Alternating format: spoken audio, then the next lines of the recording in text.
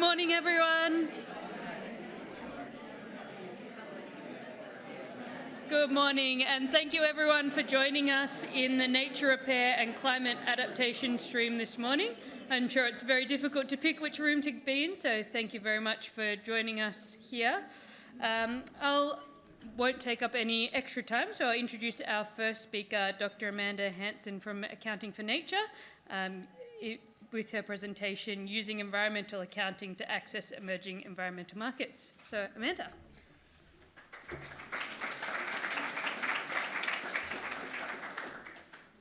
Good morning, everyone, and fantastic to see that so many people have decided to end up in this room. Very happy to see. I'm not very tech savvy, so I'm just going to make sure that this is all working before we dig into the content.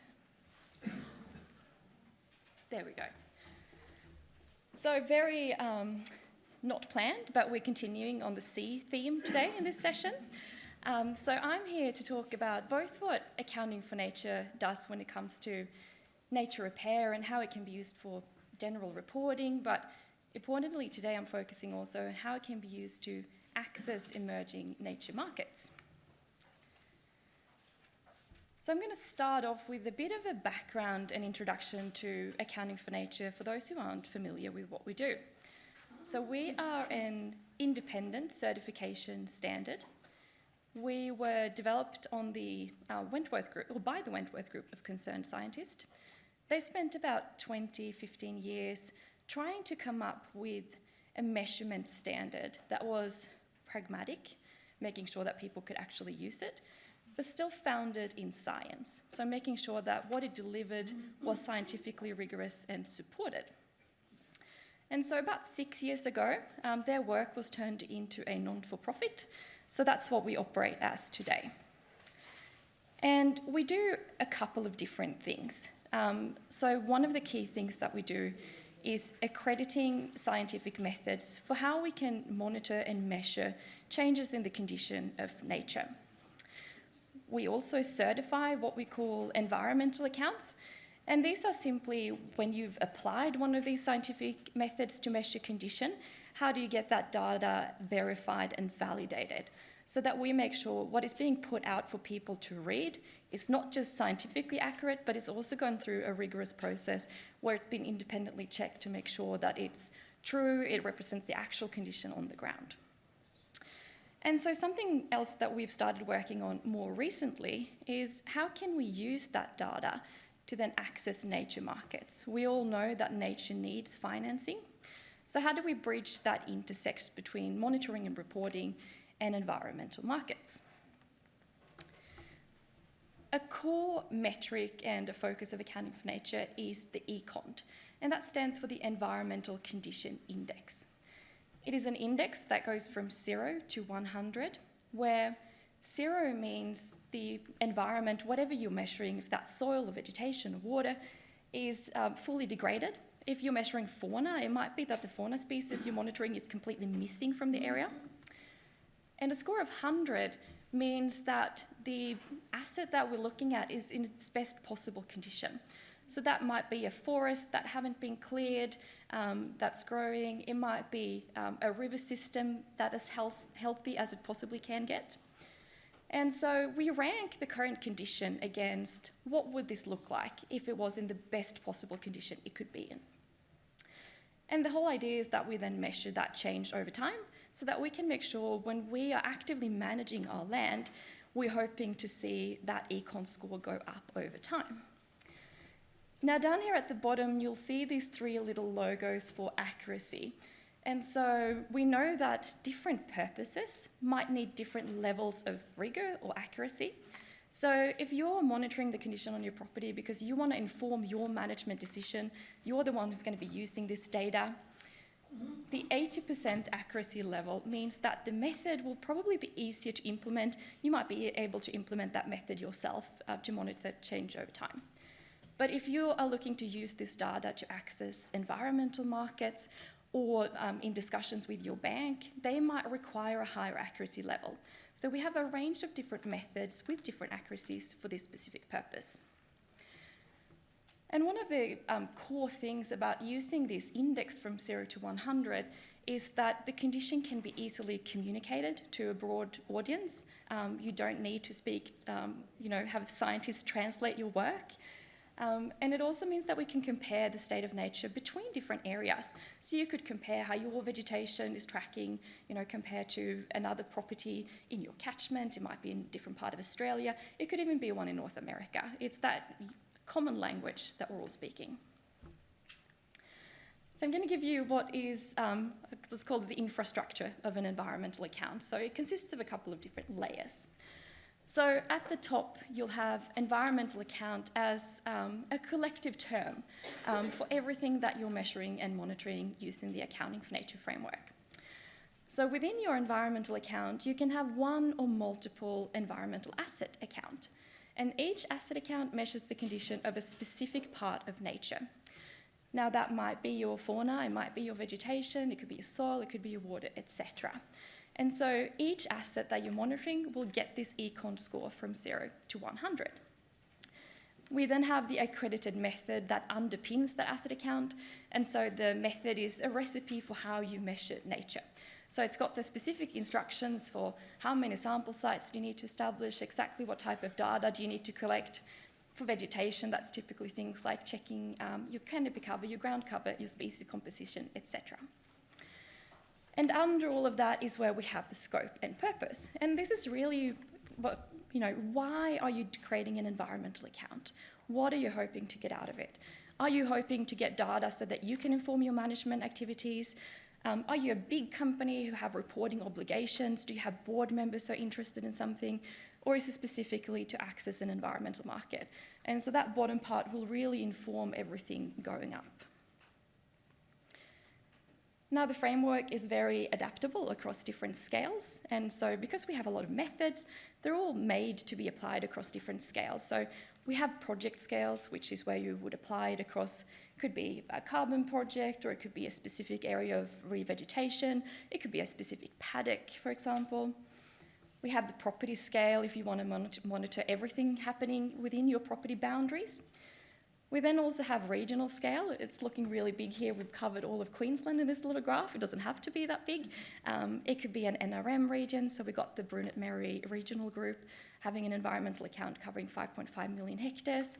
But it could also be a council area. And then the last one is aggregate. So we know a lot of property managers manage multiple properties and they're not always connected. And so there's options to apply a method across all of the properties to generate an econ for everything that you manage. And so this is the process of setting up an environmental account. We call it a 5-step process. So at the start, step 1 is where you would really think about the end users of your account. Why are you setting one up? What are you hoping to get out of it? Because that will inform the boundary. So is it a property account? Is it aggregate? Is it project? It will inform what environmental asset you're monitoring. So is it your fauna, your vegetation? Are you monitoring multiple environmental assets or just one? And it will also then inform the accuracy level that's appropriate for your environmental account. So once you have an idea of the method you're going to be applying, the end users of it, and you've created a sampling plan, that's when you come to us to register your account. So we have, in step 1, we have a range of what we call accredited experts. So these are professionals who work in the environmental accounting space who can help with the design element if you need assistance going through that process. So once it comes to us at the registration stage, we check that we think the method you've selected is appropriate and suitable for your intended end users, and that you've applied it correctly to your project or your property or whatever that might be. You then move on to step 3, which is build. So that's when you would go out and you would collect your field data, you would calculate that econ score once you have all your data, and you would write something that we call a technical report, which is documentation showing exactly how you went about designing your sampling plan, what your sample scores were, how you calculated the econ, and all transparency, any limitations, etc. So it's a transparency document so that others can go in and check that what you've done follows the method and they can trust the econ score that has been generated. Once you've got all your documents under control, you submit it for certification with us. And once it is certified, you can choose to either have a public environmental account, so that's when your account or the documentation goes up on the Accounting for Nature website in our environmental account registry, or you can choose to have a private environmental account. So some land managers who are simply doing it to internally monitor their management practices and the outcomes of them decide to have a private account. With a big restriction that they can't make any public claims. So they can't talk about the outcomes to other people if people can't go in and query the data that supports their econ score. And then last, we have the maintenance step, where every 5 years at least, you would need to go out and remeasure to see how the condition is changing over time, and then have that certified. So we have two different, what we call certification pathways. So AFN technical assessment is where Accounting for Nature assesses the certification, and independent audit is where a third-party independent auditor goes over and assesses the environmental account, and the independent audit is required for any market purposes, so environmental market interactions. Technical assessment is what most landholders opt to use if they're just using it for internal management practices. And so this is what an account can look like once it's been certified. So what we show here, the blue dotted lines from 2018 is where the condition has been estimated. So that's before the environmental account has started, before they started applying that method that they chose. But they might have data that can help them interfere what the condition likely was going back. So that condition isn't certified, but it's there to give context. You then have the blue line, which is where you would be measuring your condition using a method and having that certified. And you then have the green line, which is where you hope to go going forward. It's optional to set targets. And every certified account also gets one of these certification passports. So it's a public-facing document that provides a quick overview of the account. So what you've done, what you're hoping to get out of it, and what that econ was, and how it was certified. And so from here, there's also a link to that technical assessment, which is that more heavy technical document to support your data. So we currently have 23 accredited methods under our framework, measuring across these environmental asset classes. So we have water, ecosystem, microorganisms, vegetation, soil, and fauna. Now, all these methods are designed for different scales, for different geographic areas. So we've started accrediting methods in the EU, and they're all at different accuracy levels as well. And so we have a process in place where third parties write the methods. They then go through a scientific review process with us to make sure that they're scientifically rigorous, and then also review to make sure they comply with our standard. So this is all the background context I'm going to give you about Accounting for Nature. So now we're going to dive into the market space. So you might have spotted that carbon is not one of the environmental assets that were listed under the framework. And so we don't provide any methods or guidance on carbon projects. We solely focus on the biodiversity space. But we have launched the Carbon Plus pilot program just a few months ago, which is trying to bridge the biodiversity space with the carbon market space. So you'll see here that we have three different players. So we have Accounting for Nature at the top, who certifies environmental accounts. We have the ACCU market in the bottom, who issue carbon credits. And then there's a newly launched entity called Next Nature, who will manage what we call the carbon linking rules. So they're rules outlining when and how you can link the outcomes of an environmental account with carbon credits to verify the nature impact that carbon projects are having. So during this pilot, we are administering it under Accounting for Nature to make sure that the rules we've written are practical and usable, and that is actually what the market is after. So once we've exited the pilot phase in about 6 to 12 months, we're going to transition the application of those rules to Next Nature. So we've launched it with a range of pilot programs partners, and we've had more signing up in the last 2 weeks. I haven't made this slide, unfortunately. But we're really trying to figuring out what is it practical for those developing projects? Is this what the market is looking for? And are these types of credits gaining any price premiums? And if so, how much? So that we can help inform our future project developers. So I'm going to go into the details about Carbon Plus now. So the whole concept is that, as we heard this morning, there's lots of different opportunities in different states in Australia to participate in environmental programs. And so this is trying to take the Queensland format of the Land Restoration Fund, where environmental outcomes from carbon projects are verified under the Accounting for Nature standard, and make that accessible nationwide.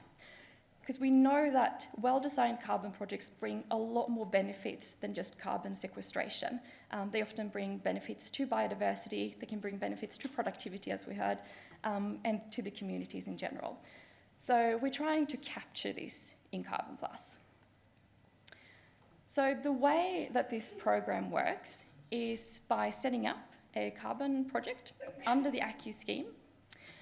You then set up an environmental account with Accounting for Nature. Once you have started to issue ACCUs, you then apply to Next Nature to link your econ score with the ACCUs that you have issued. And so Carbon Plus is really a labelling that's attached to the ACCUs. And it's a four-stage journey, in essence. So we have the eligibility review, where Next Nature assesses if the project is compatible with the carbon linking rules. And there's also options to do an eligibility review before you start issuing ACCUs once you have an account registered. And it's basically kind of a pre-check to make sure that your design and everything will comply with the rules once you start issuing ACCUs, so that you don't go too far down your project and then apply, realising you haven't met all the criteria in the rules. So once you've issued your ACCUs, that's when you submit your real application to link those ACCUs with your econ score, and they can be linked to one or multiple asset accounts. The label is then created so that people can go in and identify these ACCUs that have the additional biodiversity impact disclosed on top of the ACCU. And the idea is that it will help the market understand where they can go to seek for these kind of premium ACCUs, if you want to, in a single place. And you then transact and trade the ACCUs as you would normally do. That can be through third-party exchanges, or it can be directly with the seller, etc. So to help facilitate this, we've built something called the Next Registry. So it's a digital blockchain-supported registry using Trovio, which is the same technology provider that the Clean Energy Regulator is using for their new ANURU registry. So the idea is that they will match with each other, so whoever's owning the ACCUs in the ANURU will also be shown as the owners in the Next Registry. And you'll be able to see when ACCUs have been surrendered, so that if you want to verify any green claims that company make when they surrender those ACCUs, you have the data to support it in this registry. So are there other programs like Carbon Plus? We don't think there's anything exactly like Carbon Plus in the market space at the moment. And so we have launched it with the ACCU scheme as kind of the first scheme that it's compatible with, but it's not necessarily restricted to the ACCU scheme. It's designed to be able to be applied across multiple carbon credit issuance standards that meet scientific or very, very strict rigor criteria. So what's the features of Carbon Plus is that it relies on physical monitoring and measurement through the environmental accounts. It's also standardised the way we talk about nature through that econ score. It all goes through an independent audit process, and you can actually compare different projects' outcome and see changes over time in a standardised way.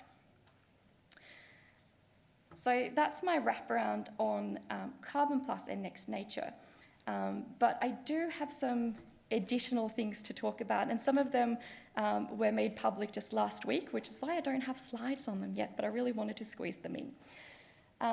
So we have just been approved for a grant through the NAB Foundation, and there's going to be a public announcement with more information in the coming days to weeks.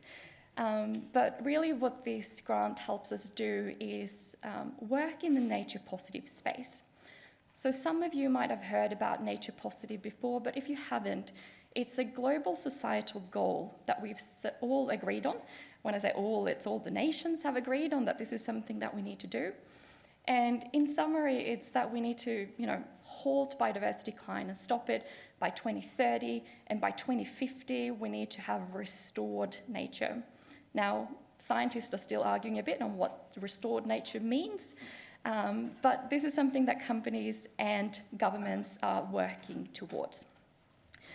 Now, it's a really quickly moving space, and one of the key players is the Nature Positive Initiative.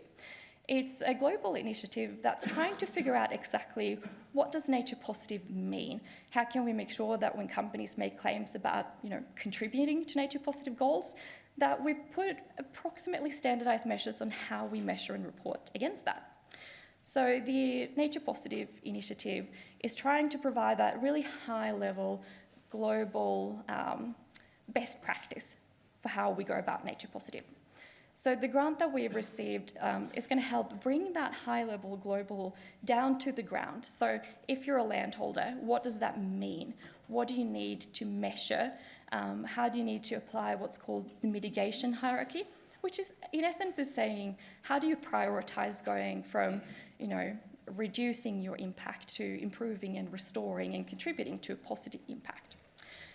So we're going to work with the NAB Foundation over the next 12 months, and with pilot partners largely in the kind of grazing space as a starting point, but we're going to expand that to make sure that we develop rules that are practical on the ground so that people can actually implement them. And something else that we're also taking over is the Nature Plus standard from Green Collar. So Green Collar spent the last 5 or so years developing a standard for issuing standalone biodiversity credits.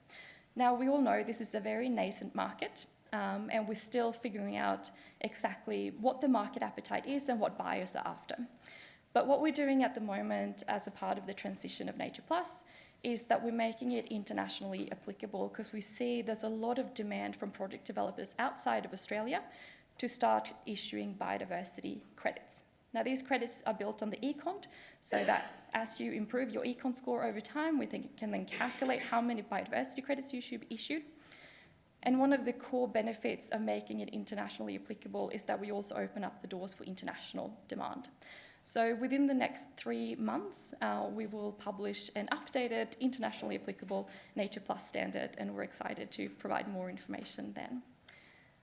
Thank you so much for listening to my little Accounting for Nature spiel. And if you have any questions, I think there might be 2 minutes for them. Thanks.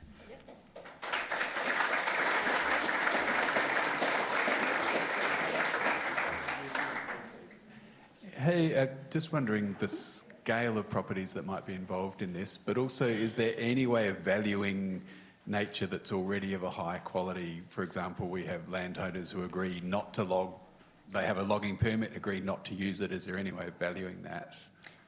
Yeah, great question. So when it comes to the scale, the biggest environmental account we have is that 5.5 million hectares, and then it goes down to, I think the smallest might have been about 10, 20 hectares or something, so really broad scale. And when it comes to valuing existing kind of high integrity, high value nature, it's something we're working on with the Nature Plus standard now. So in its current format, it's only been developed to issue credits based on improvement in condition. But we are testing to see if it's appropriate to bring in projects that have high value biodiversity where without active management of those areas, you would see a decline in condition, so that you can issue credits based upon, maintaining or improving that high quality.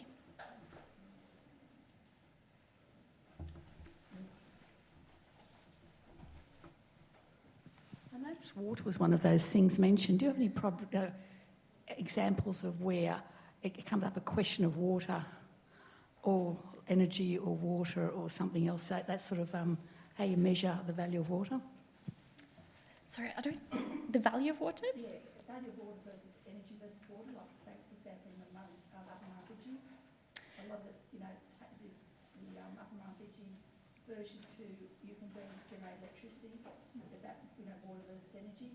But there's also, the things about how much water you let down for fish, for farming, etc., etc. They're of the same water. Have you got any issues or examples of water? Yeah, so we only have one main water method that's been used today, and so that's looking at the regional kind of NRM scale, looking at water quality. So we don't directly go into the value of nature, so we can be put a value on it through markets and credits, etc. But it's not a part of the Accounting for Nature framework to put that dollar figure on it so that you could do direct financial comparison just using our framework. You could use the framework to establish the baseline condition and make hypotheticals about how you think condition might decline from certain projects, but then it's a separate step to try to put that dollar value on it.